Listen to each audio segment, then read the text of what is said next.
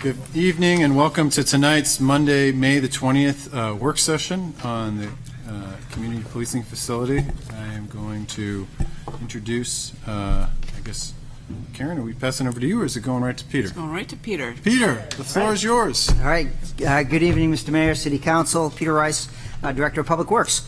With us this evening are part of our advisory group, which is made up of Councilor Tabor, Chairperson Kay Coyle, Police Commissioner Kay Coyle, former City Councilors John O'Leary and Tony Coviello, staff members, Deputy City Manager Suzanne Woodland, Police Chief Mark Newport is online, I believe, Deputy Chief Mike Maloney, the Facilities Director Joe Almeida, and Karen Senegal, the Police Operations Manager, as well as Monty Bohannon, Director of Communication and Community Engagement. Our consulting team is made up of LaValle Brenzinger, Bob Robachek, and Rodney McManus from Architects Design Group. Oops, could you go forward one? Currently, we're in what's called preliminary design, or sometimes you call it a feasibility design. This is not a final design.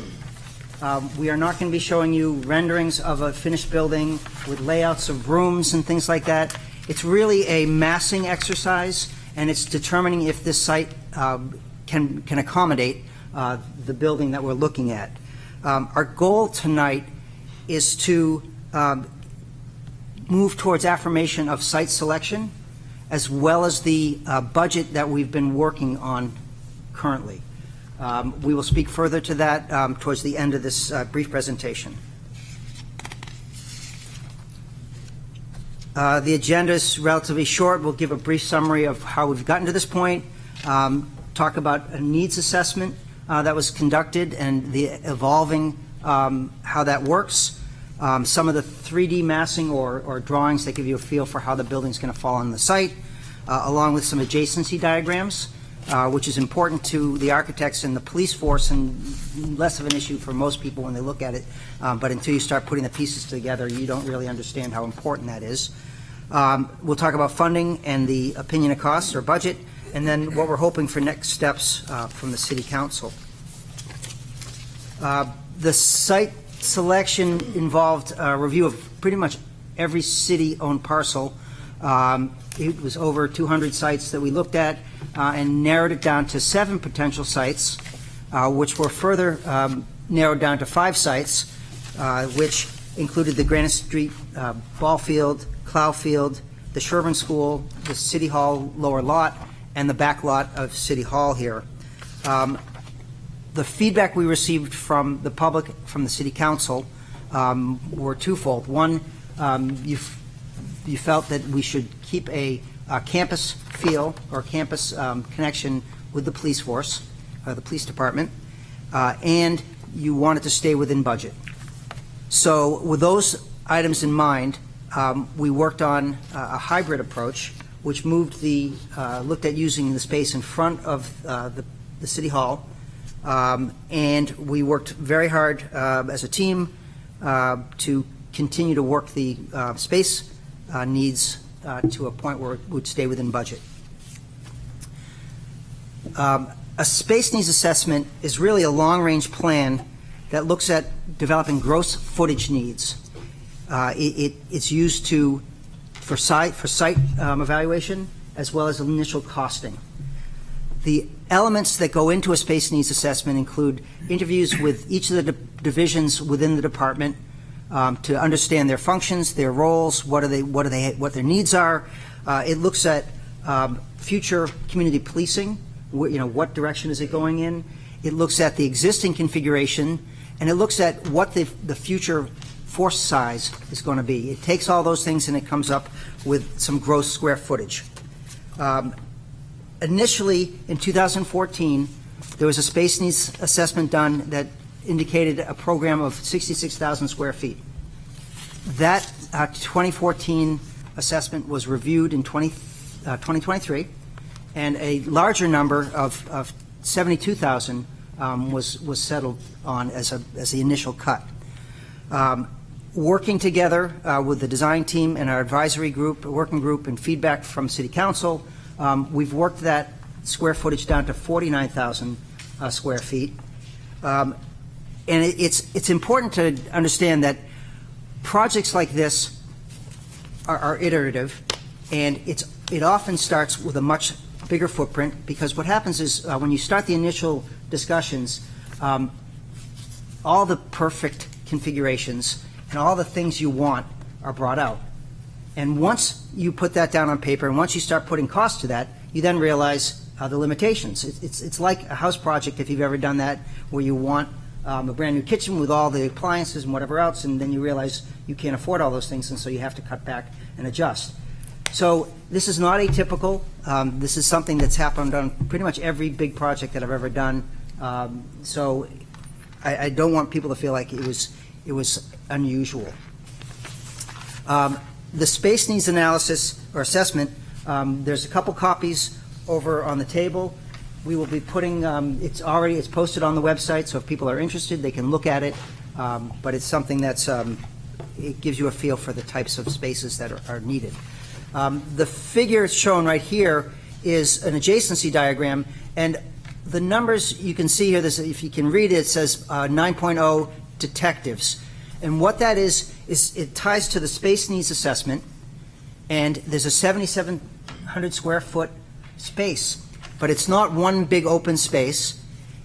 The details get broken up. Within that, there are a receptionist from waiting room for people who are being interviewed. There's detective workstations. There's multiple workstations.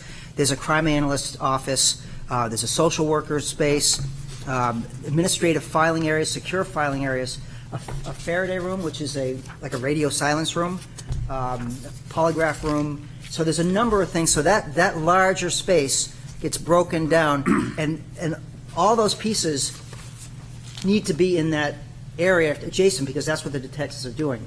But if you notice, the patrol section here is broken up into two chunks, and I should have oriented you all first. This demarcation line here is the existing building is on this side, and the new building addition is on this side. It is, we're looking at the basement floor, the first floor, and then the second floor, and each one of those are tied to the space needs assessment.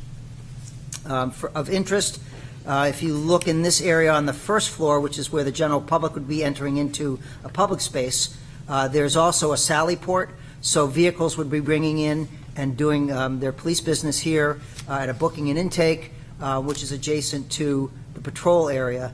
And Rodney and Bob and Deputy Chief Maloney can speak to that, and if you have questions further, why are certain things important adjacent. And I am by no means an expert in policing, but I've learned a lot by working with these guys, and it's been a very interesting process for me. So next slide. So next couple slides are just massing and overview type things, and this is a aerial view of the proposed building, which is this light gray slate color here, and then the existing buildings are all in this dark gray. The South Mill Pond is here. The exit from the police parking lot is here, and it's also shown in this way. It's a two-way, and it'll be for police function only, so the police will be getting off of Mount Vernon, so that's one benefit of this configuration. And then this entrance over here would be two-way as well, and the circulation of traffic would be in and out. So the next slide. Do you want to speak to the Junkins? I'm sorry, say that again? Do you want to speak to Junkins improvements? So this is Junkins here, but if the next slide, I was thinking the couple to show better. So this is a view from across the pond. The potential to put a decorative fence along the edge to help with security is part of the program at the moment. But this shows you the massing of the building from this direction. Off the next slide shows you there's Junkins Avenue. So currently the pedestrians walk here and they walk up this way. The thought is that we'd extend the sidewalk along here to a new set of stairs, a handicap accessible ramp here, and then what we'd like to be able to do is continue the sidewalk so it continues all the way up along that side of the roadway. It's because it's something that we've heard residents would like, and it would help in terms of flow. So this is actually, if you go back that one side, this is actually an interesting view. It shows you the area, and this is the first floor. that's cantilevered out over the existing driveway, and that'd be a stair tower on this side, and then the public space over here. Just an alternative view of the area. And this is, obviously, there will be windows and there'll be architectural features. This is really just a massing to show you, as you come into the parking lot, what you will not see is, you won't likely see the North Church or the middle school. So it is, we didn't want this to be something like, oh, you're not aware of that, or we weren't paying attention to that. We are aware that is something that would occur. And then this would be the Sally Port entrance, two-car Sally Port with a rapid door system. And then the general entry would be here.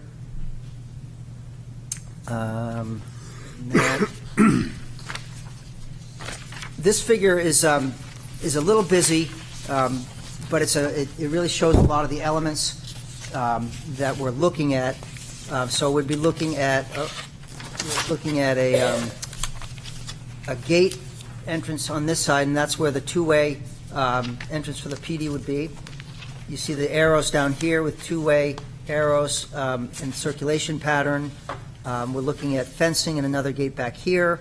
Work on a retaining wall. These retaining walls are in need of repair. And these are items that, depending upon how the budget comes in, are things that could be carved off and not impact the function of the police. So that's ultimately, when we're looking at these things, we're trying to weigh, what's programmatic and what's optional. Funding is obviously a major part of the whole process we have going on. Depending upon the dollars that we are allocated, and currently it's $42.2 million, the facility and the programming would be different.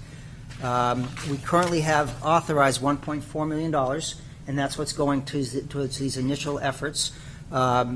Additional funding has been identified and is pending authorization in the CIP for 2.8 and 38. Both of those add up. All that adds up to 42.2 million.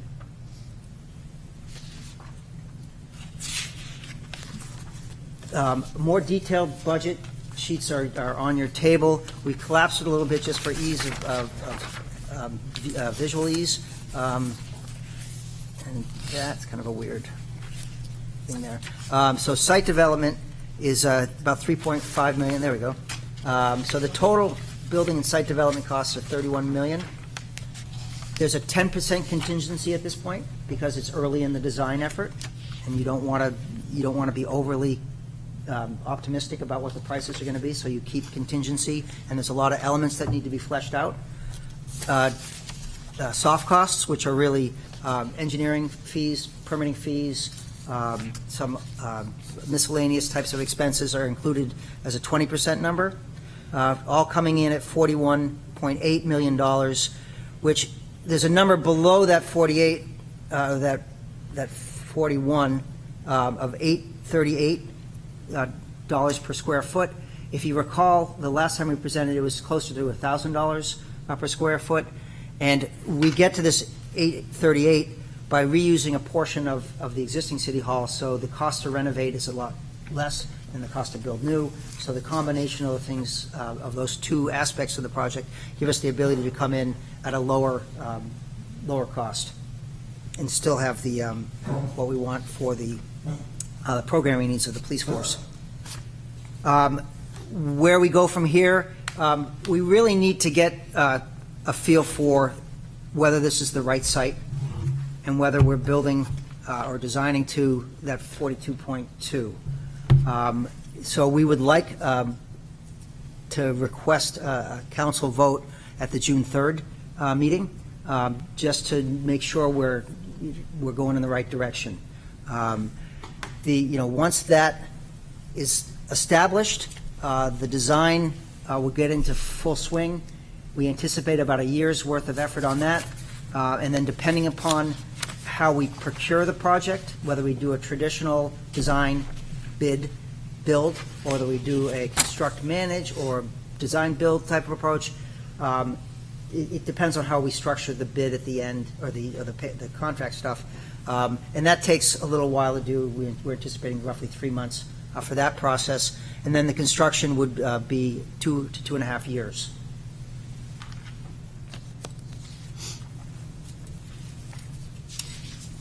Thank you, Peter. Questions? Counselor Denton? Thank you, Your Honor. So I am no architect, and these questions are in no particular order. For the cantilever portion, I'll just call it a bump out on the first level. Why didn't you do that on the second level? Why set back? I would think it would almost be more cost-effective if you're building to build the second level as far out. Well, I could defer to the architects. Sure.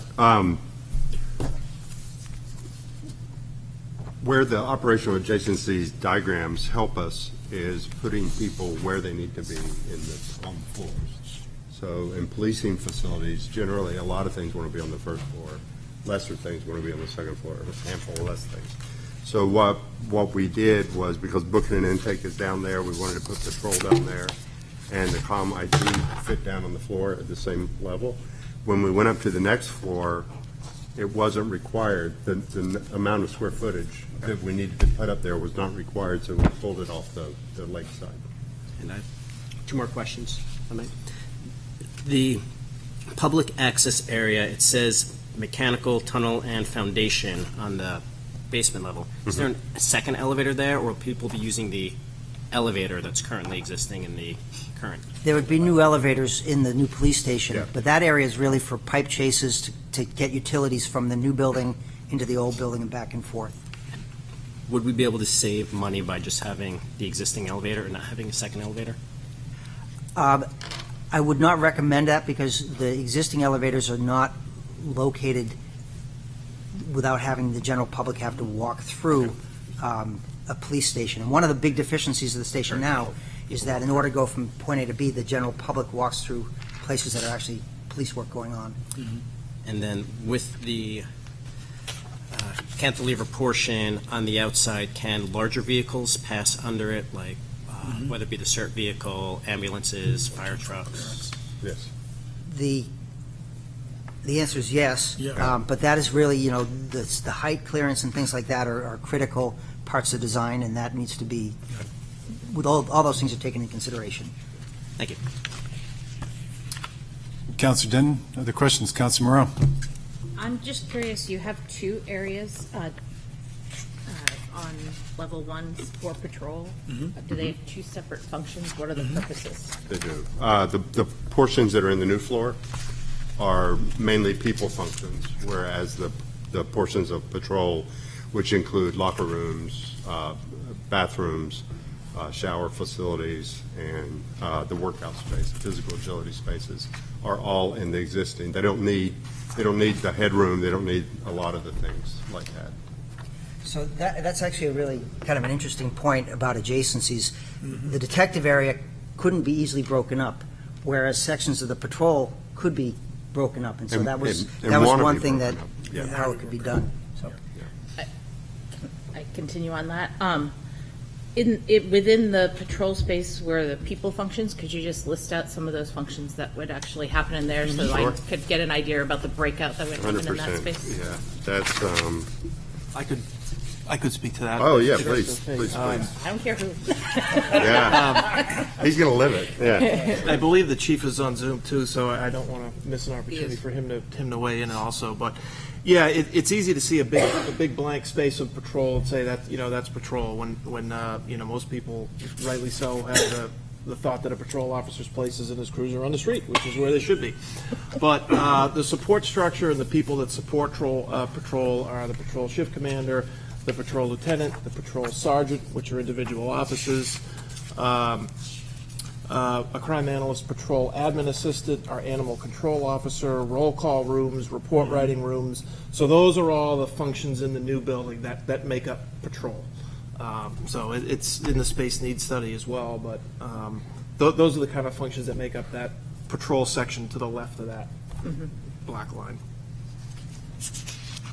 I just would like to add that when you look at the new building versus the existing there, where we're using, with the exception of the L2 level where administration is now, where it's going to stay there, working with a PD and our group, advisory group, the chief was on a call, wanted to keep the people spaces, detectives, patrol, communications, in the new building side. Those are the real operational nuts and bolts, and using the existing building more for support spaces. Except for the admin offices on the second level, if you're staying where they are, right?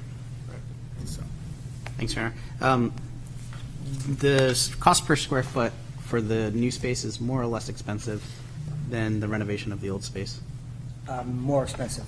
It's closer to $900 a square foot versus what do you range, 350 So to it's probably about a 650? 30%, 25-30% difference, but realistically, there's various levels of renovation. For example, the admin offices are lesser renovation costs. The spaces on L1 are more major renovation costs. They're more extensive, but definitely less expensive than new construction, yes. So is COM IT, could you explain what that means a little further?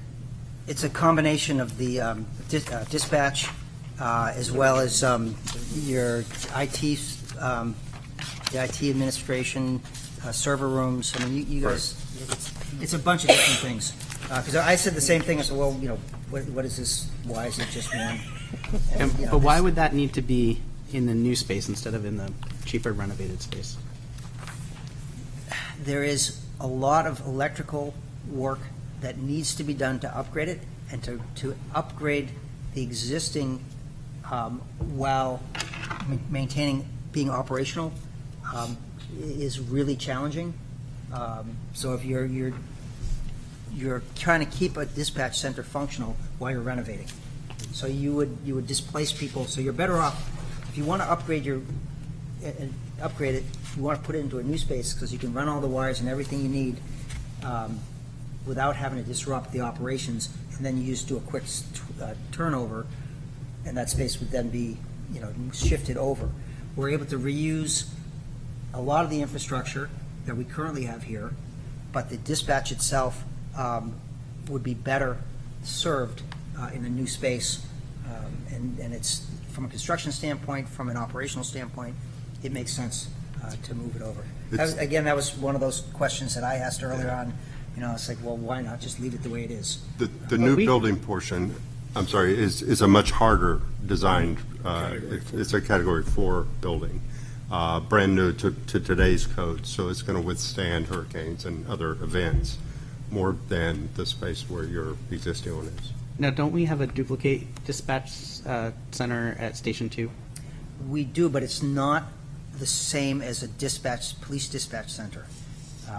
You Chief, or Deputy Chief, you could speak Yeah, to that. no, the redundant dispatch center at Station 2 is more or less a small office with dispatch consoles for use in emergency circumstances if we were somehow not able to dispatch out of headquarters. So the footprint of the redundant dispatch center at Station 2 is a fraction of the space and equipment that is in our traditional communication center at headquarters. Your Honor, Chief Newport is online and has raised his hand. Go ahead, Chief. Hi, everybody. Can you hear me? Yep, we can hear Can you you. hear me? Yep. I was just going to reiterate what Roger just said. As far as the dispatch communication center is, it needs to be moved into the newer facility, the hardened facility, outside of everything else that Peter and Mike had already attested to. So on the IBC, this is the IBC 4 categorization. So would we no longer, we wouldn't need the redundant facility then at that point?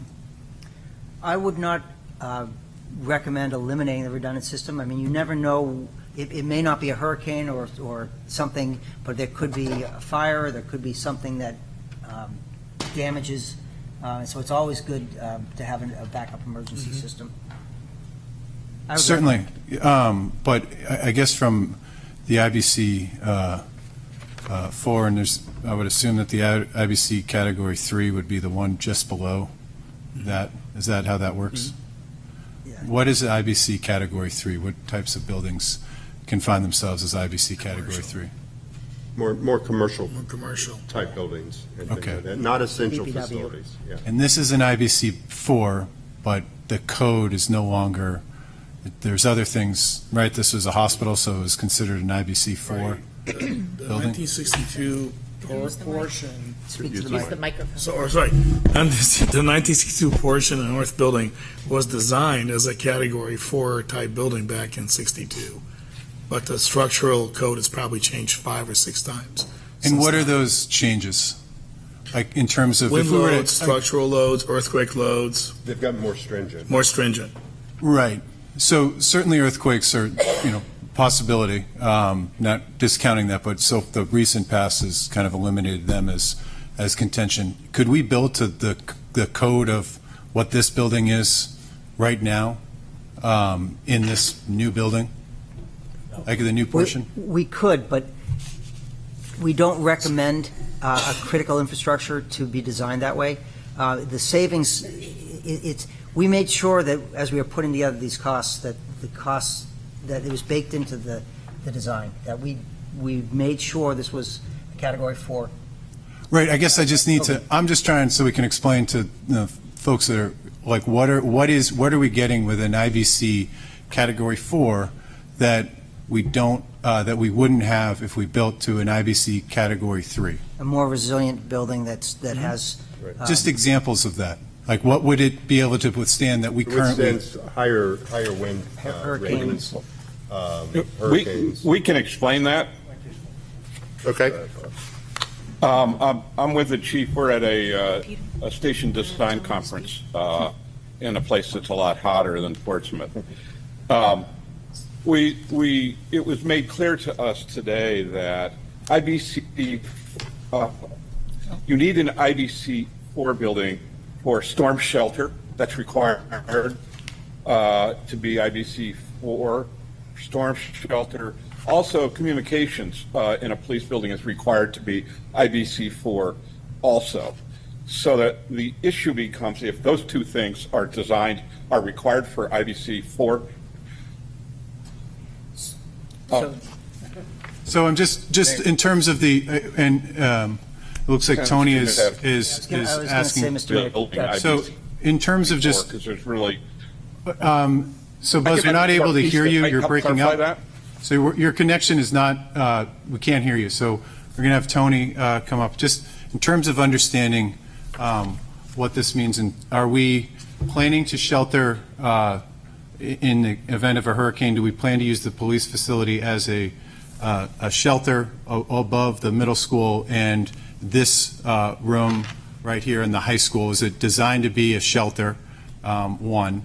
And then I guess just going through why, since we have the redundant system, is there a plan to conceptualize just what's needed to be resilient from an IBC 4 category? If it's the communications, could we limit the IBC 4 category to just the communications aspect of the building? So I mean, there's a number of questions in that.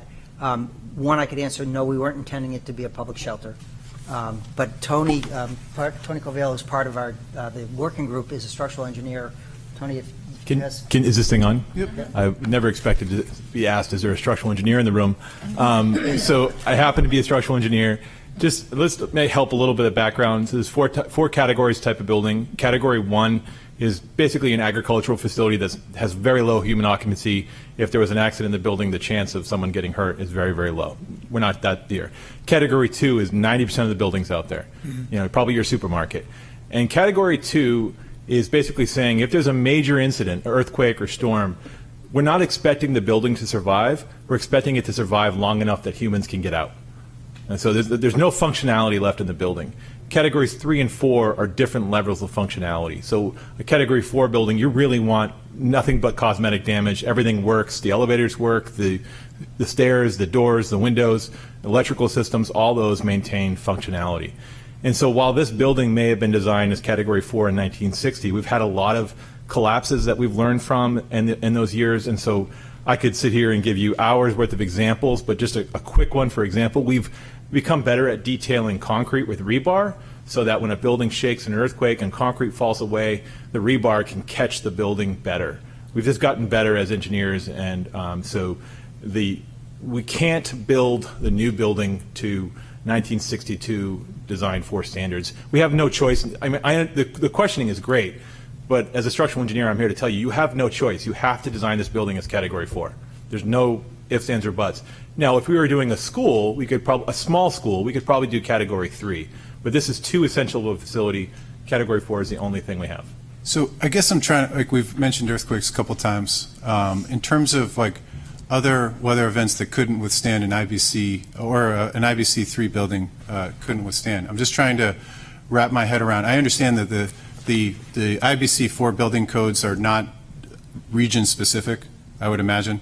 So we're building for the, I guess like I'm trying to avoid building a building that's going to survive on a fault line in Portsmouth when the concerns are around high wind speeds, hurricanes. Now there's probably going to be an earthquake here because I'm talking about it, but I am trying to understand why we're building towards an IBC 4 category when those are national standards that have much higher degrees of potential for earthquakes than, for structural rebar that would imagine to be much larger than a 2-story building.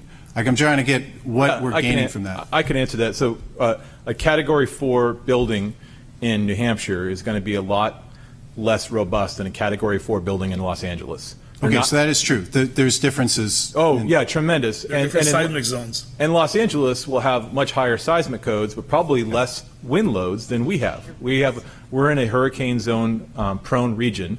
We have higher wind loads than Los Angeles. So we're going to have, our wind load design is going to be higher, and snow loads.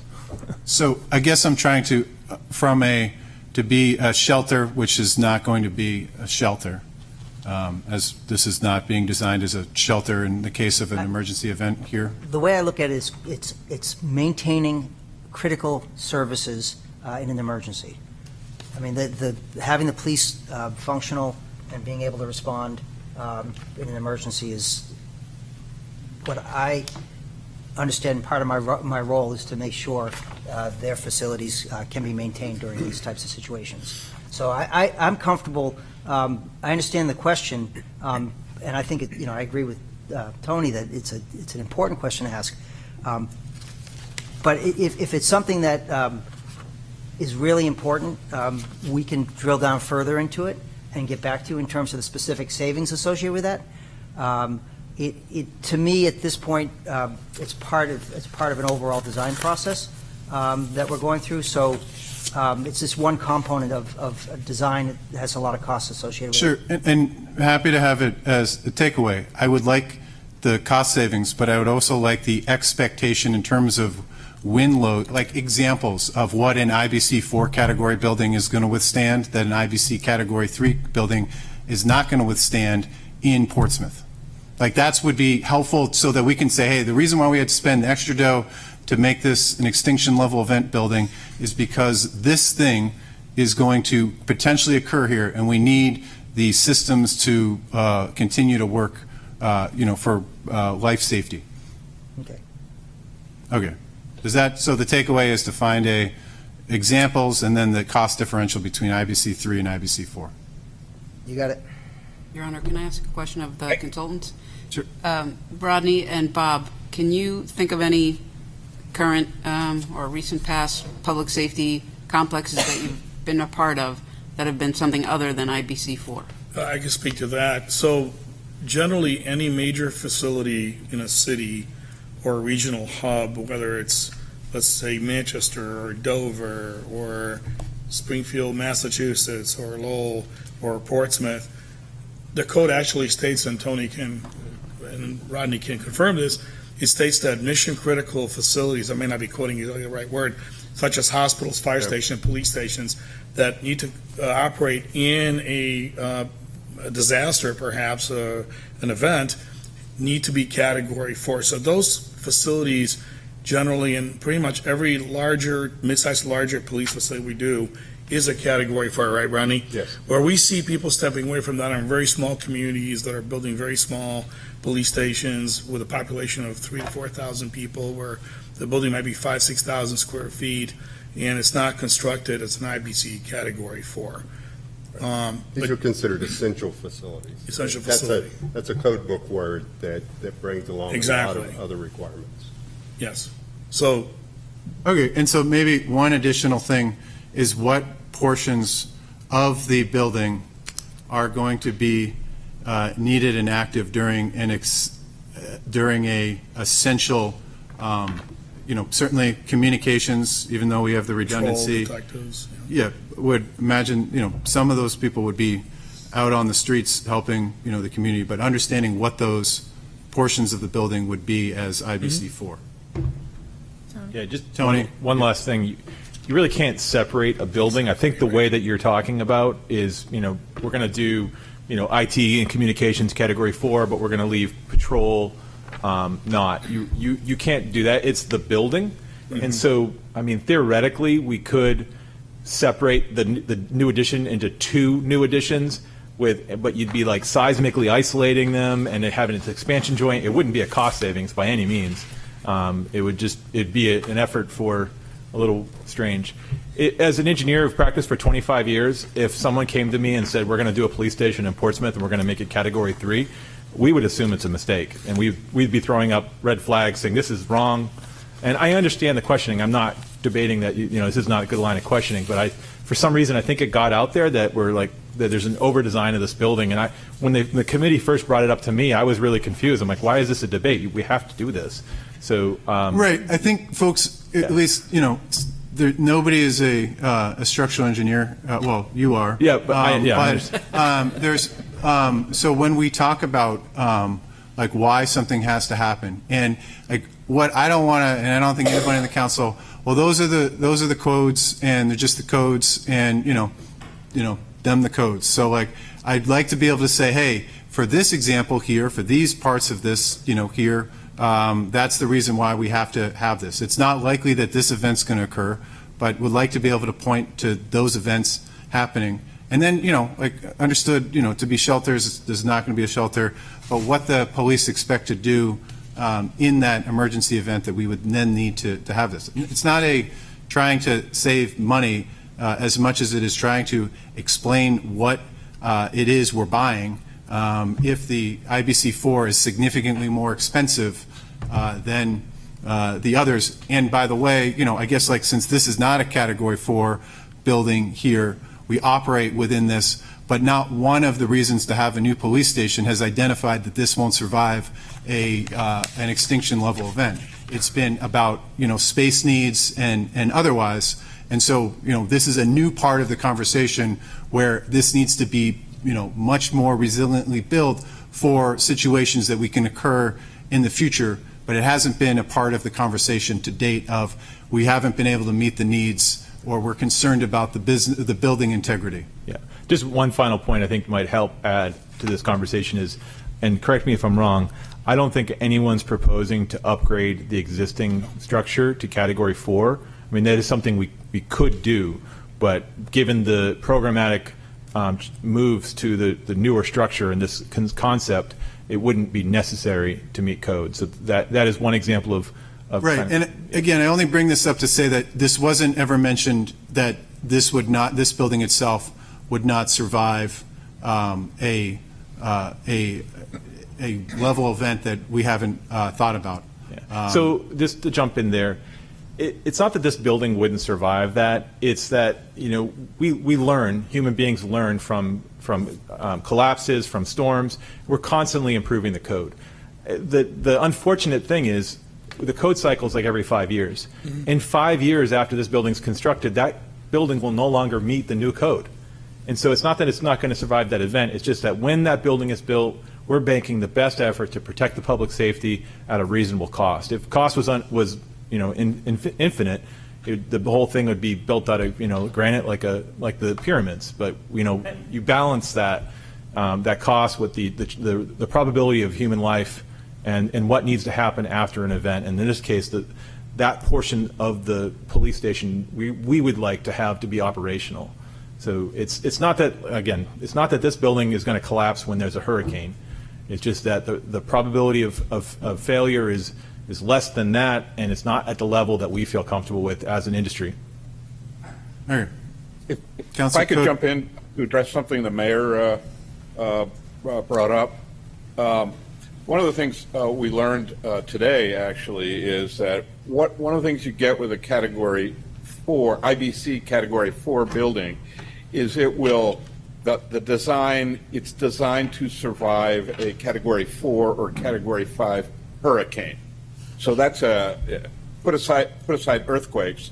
In terms of wind, that's what you get with a IBC Category 4 building, number one. Number two, we saw FEMA data this afternoon that suggested since 2000, the number of billion-dollar natural disasters in the United States has more than quadrupled and is continuing to steadily rise.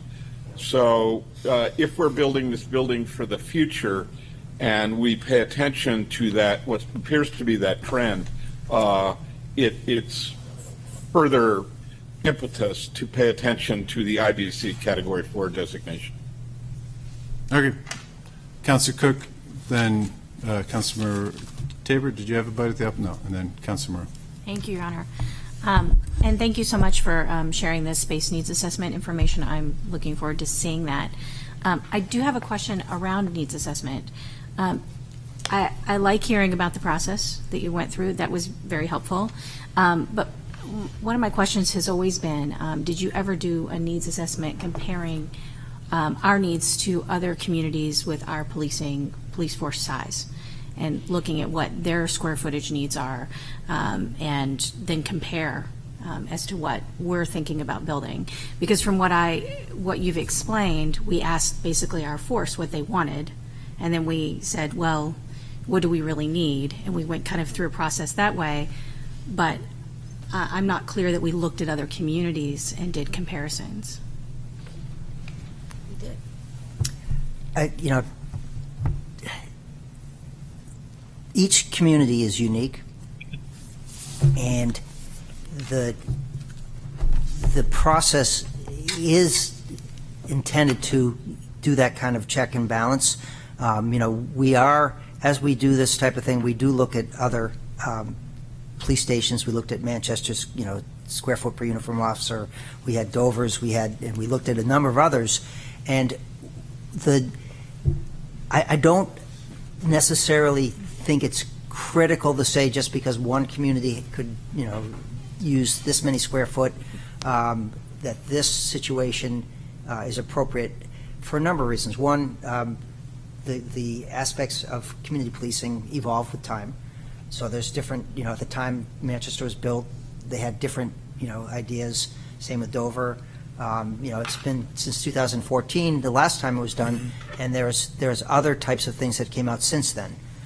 So it's good to have a judge, to look at it and to benchmark, which I feel like there has been that effort. There hasn't been like a formal benchmarking effort to say, formally here are these things, but through the design process and through the interaction with staff, I feel like that's been done, and we heard you loud and clear. The council was pretty clear that you wanted us to do benchmarking, to look at other communities, and I feel like we have understood that and are taking that to heart. But there is not a formal benchmarking study done, and if that's what you're looking for, then we could have further discussion. So I'll share that I'm asking this question because, I've lived in major cities like New York City where you have a policing facility that stays the same no matter what. They don't have extra room to expand. They're not adding on, so they adapt and they make accommodations and they renovations to make the facility work for them. And so I'm really keen to understand exactly what we absolutely need because the taxpayers have to pay for it. So I don't want to overbuild. And I'm looking at the square footage that we've identified, and I want to make sure that that is appropriate for our force and our force size. So, and a lot of other communities have forces our size, but don't have facilities this size. So that's why I'm asking this question. And so I would love to have some kind of standard assessment on what does it look like in a community, like as far as square footage per officer for your average community, our size, and so that we can really know that we're getting the best deal for our taxpayers on this, Your because Honor, that's really who we're Chief responsive Newport, to. I think, wants to address this. Yeah, so today, at our conference here, we had a one-on-one session with an architect, and I specifically went over our space needs assessment, and he went through it space by space, and I said, this is our fourth rendition of where we're at, and there were several spaces in there where he felt we reduced it too far. So basing it on what other PDs do, it all depends on what your needs are. Every PD has different issues that's important to them, and the spaces therefore are adjusted to what their importance is and how they use it. There's no cookie cutter view of what size of space should be. For instance, I asked him today, or he was talking about today about some interview rooms and the cubicles, and he felt that we had reduced those sizes too small because they don't leave room for certain types of furniture.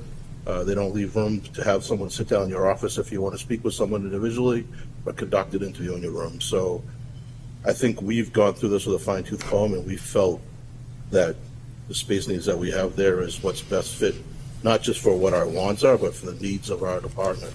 And I specifically said, even looking at the size of my own office, I'm not an expert, but I'm listening to what the general recommendations is from the experts that we have, and they're telling me the reason why that space should be the size that it's recommended. So it's not necessarily what we just asked for.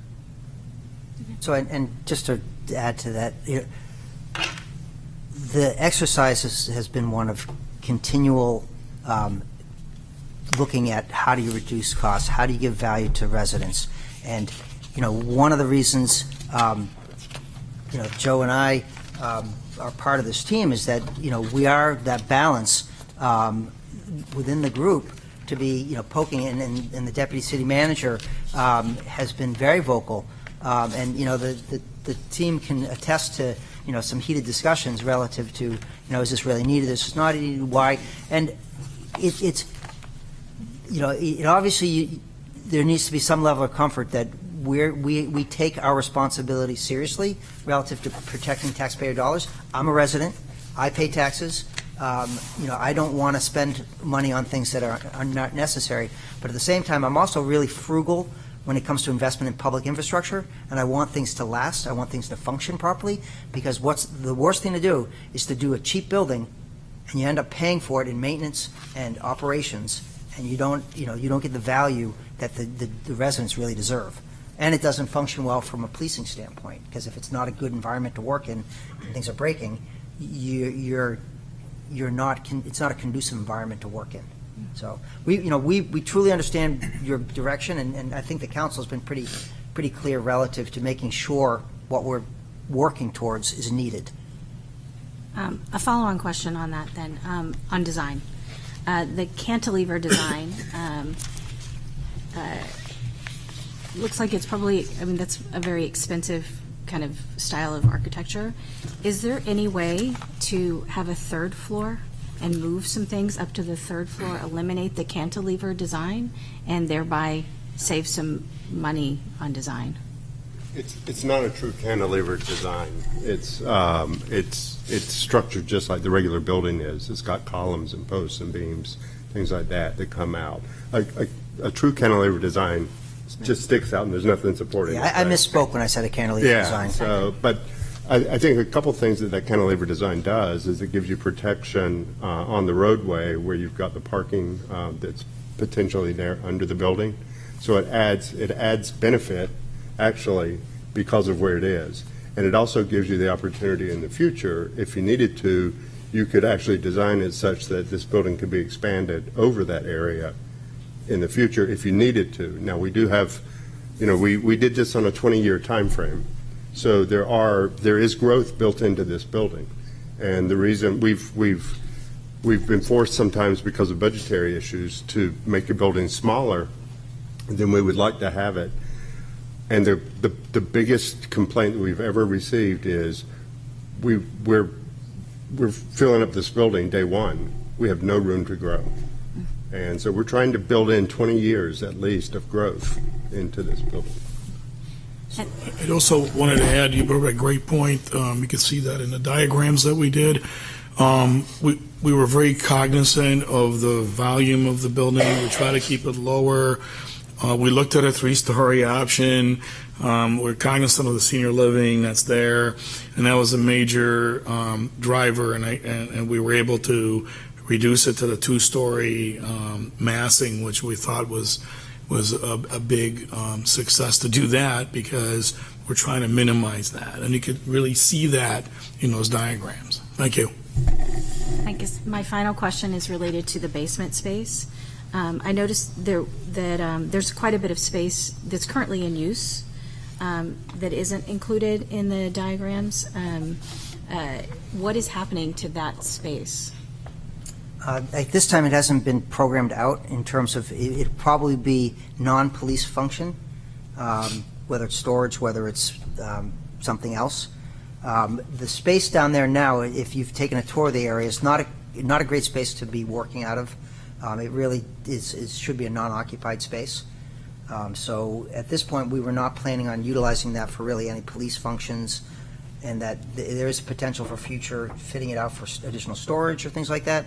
But even storage, it's challenging space because of the air quality, the moisture control, and things like that. So. The lowest quality, most problematic spaces in the complex. The only thing that stays there is the firing range, training range that's there already, and that's going to be a major cost savings to the city rather than building something new somewhere. It's an expensive, potentially, piece. But other than that, it's storage. Going to Councilor Tabor first. Thanks, Mayor. Just a couple of points on the benchmarking. I think we showed you a sheet in one of the earlier work sessions. We benchmarked on cost per square foot, and we looked at 4 or 5 different facilities. Yeah, it was at least a half a dozen, if not more, and Right. it included a number of, it was actually titled benchmarking for multiple communities. It listed numbers of uniformed officers, population of the cities. We did produce that. Right. Right. And it's pretty hard to escape the conclusion that it's about $1,000 per square foot for police facilities right now. We're coming at $858 because we're reusing a lot of the space. One of the drawbacks, though, of using the old space is it does push up our square footage a little bit. Net, we're saving quite a bit of money by doing it. So there's a little bit of artificial inflation of our square footage. Lastly, Commissioner Coyle and some others of us did look at the Salem station, which is just coming online. And a comparable size to us, they have 100 employees, about the same. I'm not sure the sworn officers are the same. At any rate, they are a little more space efficient than us, and I'm not clear on why that is. But their costs per square foot are higher than us. Councilor Moreau and then Councilor Bagwell. One of the true, I think, deficiencies when I toured the police station was how all evidence was stored. So your property and evidence area, does that include like any testing that needs to get done, and all of those functions, are they able to be in that space? Yes, you mean as far as evidence processing and things like that? Processing, storage, testing, lab, testing, all that. yes, that's 100% all in there, yes. You'll see when you look at the special, I'm sorry, when you look at the special needs assessment, it breaks down what rooms are in there, so you should be able to identify that. Thanks, Aaron. A couple of questions. So on the second level of the old building, it says admin chief, and then there's kind of a white space. Is that? That's tax assessing and. That's a tax, so that's not space available to us. City. Nope. Okay. I guess just some comments. I mean, at the meeting in December, the price tag was around 70 million, and the price has come down to about 42, I think. So I guess that that's, I'm happy to see that. However, I do think that we could be more aggressive. I hear the pushback that it would be difficult to do dispatch out of Station 2, but we do have redundancy there. I know for at least an extended period of time we were doing So when you call 911, it goes to the state of New Hampshire. It doesn't go to Portsmouth, and you have to talk to them for like a minute or two, which is incredibly frustrating. And then they finally transfer you to our dispatch. But weren't we using the county dispatch at night for quite a while because we didn't have personnel for dispatch? So I guess my question, or in the hopes of reducing this cost even further, I think there's probably things we could do with dispatch and other areas during the construction.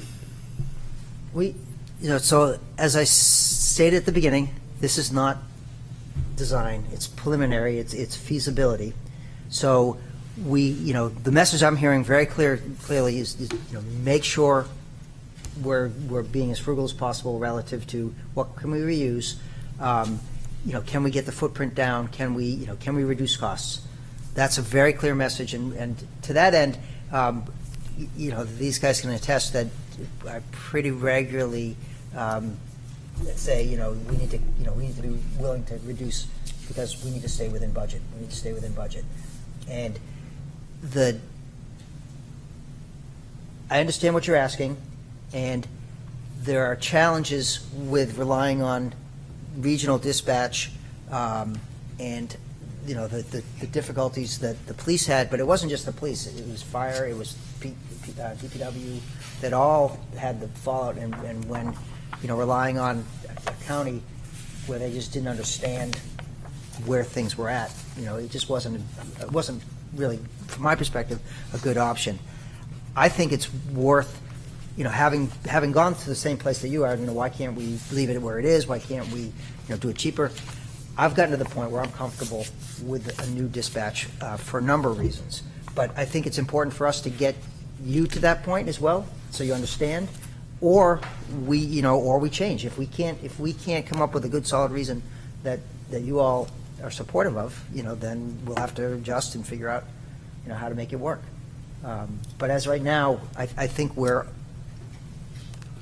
early enough in the process that all of these types of things will continue to be part of the effort, to continue to try to refine costs and refine space, and what can we do to improve. I mean, we're not just going blindly down the road. I think removing $29 million was great. It should not be discounted, and appreciate the effort that went into going that and the creativity that took. All the questions on IBC are certainly from a layperson, but the percentage, of structural engineers outside of Tony on Dennett Street, I guess we got a good amount in our neighborhood with Tony, but understanding what that means from a redundancy, hurricane standpoint, all of that, super important to understand what we're paying for, because cost is one aspect of the equation, value is another. It's difficult to say, well, these are how we build buildings, especially since we are extending and expanding a current use that doesn't qualify as IBC4. So it's probably greater scrutiny on what qualifies and what doesn't qualify in terms of life safety, redundancy, resiliency. One question that I had, Councilor Cook, you had one question? I just have a follow-up on the dispatch question. Okay. So I don't know if any of you know if there's any direction the state is going on dispatch, on centralizing dispatch, or even regionally centralizing dispatch. I know a lot of states have gone to centralized statewide dispatch systems because of challenges around staffing. And so I'm curious because the state I grew up in went to a centralized statewide dispatch system years ago. So do we see that happening anytime in the future, in the near future, or even going to a Rockingham County system? No, so, I can- go ahead, Chief. I say I can answer that. The state has no interest in taking on regional dispatch, to the point that when we were relying on Rockingham County, if they had a fail, they called the state to see if they had backed them up, and they told them no. So I would see more in the future of us, once we get fully staffed and have a new facility, we could possibly become that regional hub of dispatch for the communities around us, and communities would be willing to pay us a fee to provide that service. Okay. And in the interest of time, you've asked for us to have a preliminary vote on June 3rd. Is that That was the request. okay? And then in just looking at final numbers here. Again, reducing it by $29 million. Impressive. When I look at the soft cost item listed, there's a 10%, or the design and contingency, that's 10%. Then there's 20% for soft costs, site development, and contingency. Is that contingency of the soft costs? Yes, it's design contingency. So design contingency in addition to that. So Correct. Is that what we believe is our I guess our strongest number So, in this? When you, costs for design start here, and there's a lot of contingency. As you flesh out the design, that contingency gets smaller, but the cost still stays about the same. The reason being is that as you do the design, you're filling in the sections that aren't done yet, because you have to connect all the pieces. You're doing, I'm not explaining it well, but so as the design progresses, the contingency gets smaller. Yeah. But that doesn't mean all of a sudden it's cheaper. It means that all the design that is necessary is filled out. Okay, understanding that, we have $42 million that are currently in some way appropriated towards this effort.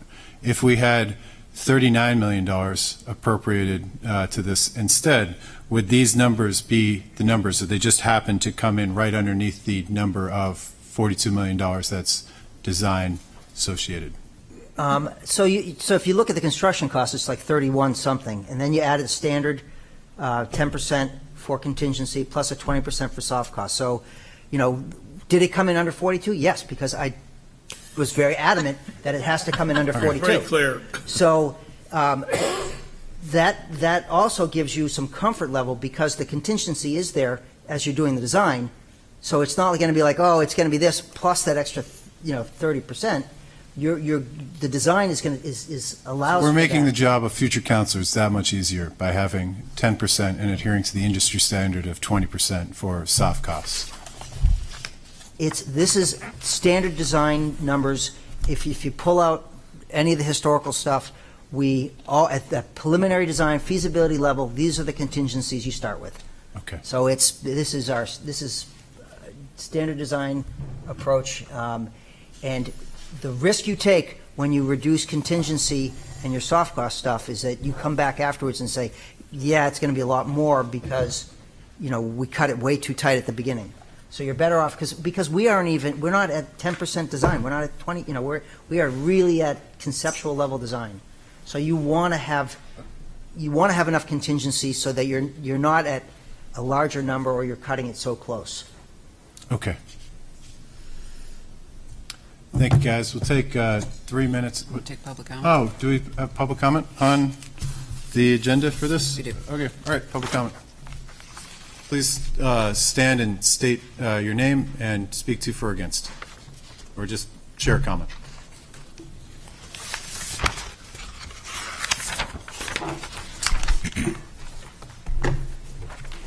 My name is Bob Korash, a resident here in town, and just had a couple of questions. Over the years, I've heard various problems with the existing building, not just the police station, but that building. And I wonder, have those been addressed? Are they over and done with? I've heard mold or rodents leaking and all of that. And if they haven't been addressed, should they be addressed as part of this renovation of part of that building? So that's one question I have. Another question I have is we've started this with the concept of community policing. And my question is, how does this proposal enhance community policing over what we have currently? And I don't need an answer to that, but it's a question that I would be curious about, because that was one of the main goals. In addition to needing more space, the concept was to have this concept of community policing extend out. And finally, and this is really purely aesthetics, I look at the, quote, old hospital buildings. and they have an exterior architecture which is compatible with historic Portsmouth. I look at the addition, the most recent addition, and I see a Lego block construction. Now, granted, that's subjective, but from my perspective, it's pretty ugly. And so I'm hoping that when we get into a design phase, an architectural design phase, that at least the newer portion perhaps has some roofing and external appearances that are more compatible with the non-Lego buildings. So, thank you very much. Thank you, Bob. Any other speakers?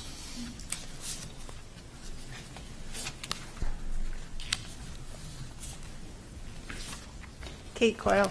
I sit on the working group as well, but I did want to say just briefly one thank you to the counselors for coming here open-minded with lots of questions. We do appreciate it. The working group has worked quite hard in terms of developing a program that will fit the needs and continue to provide the high level of service that the police department offers.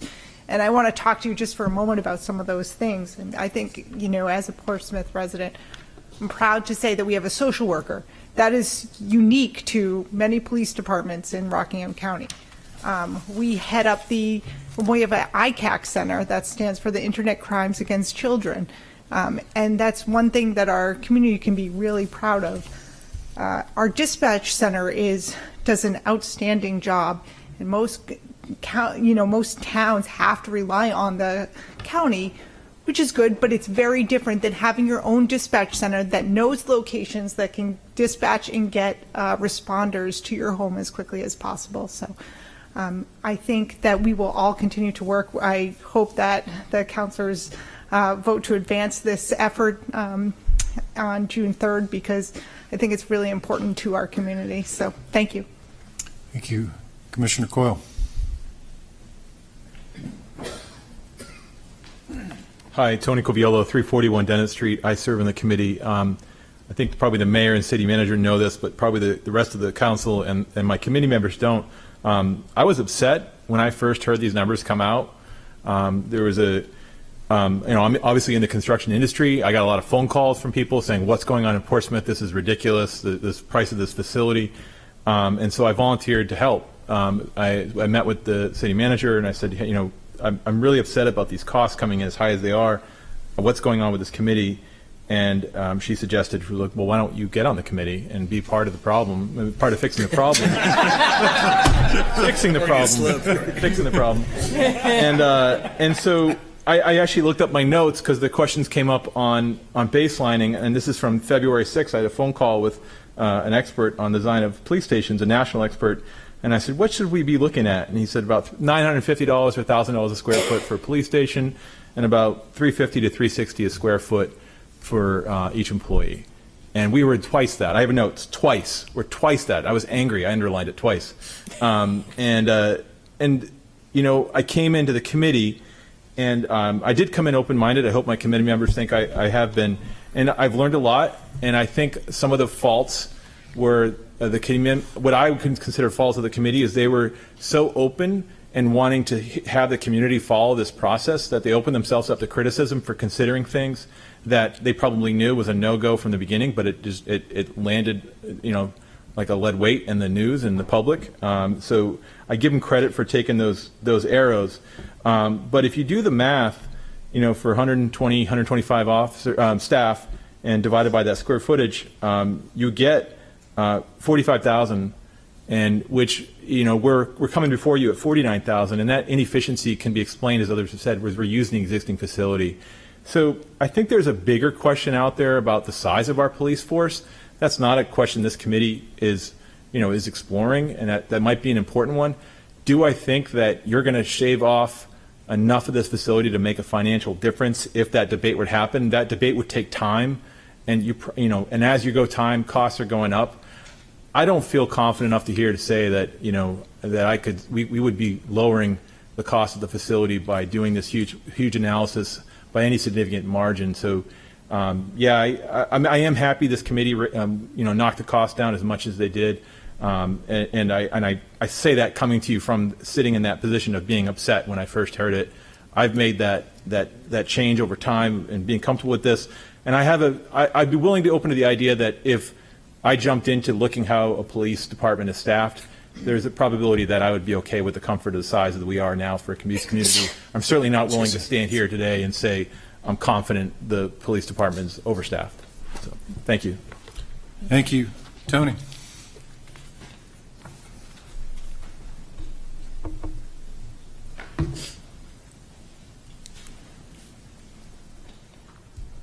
Good evening, Paige Trace, 27 Hancock Street. I ask all of you as counselors tonight to remember that this is our police station and our police force that serves us here in Portsmouth. In order to do that well, maybe it's going to cost us $1,000 a square foot. I applaud all of you for trying to find a cheaper way to do this, but with all due respect, maybe you want to pay more attention to the rest of the budget that you have before you in the next couple of months. And maybe you can find ways to cut more off of your existing budget and to try and understand how we need this new police facility. It's enough. Please, please do something, but do it with your budget and pay as much attention to your budget coming forth as you are trying to nitpick whether or not this police facility goes forward. Thank you. Thank you, Paige.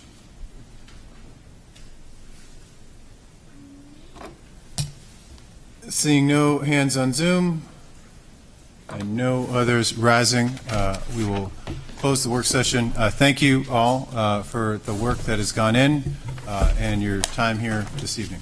We'll take 5 minutes to set up and get back at 17.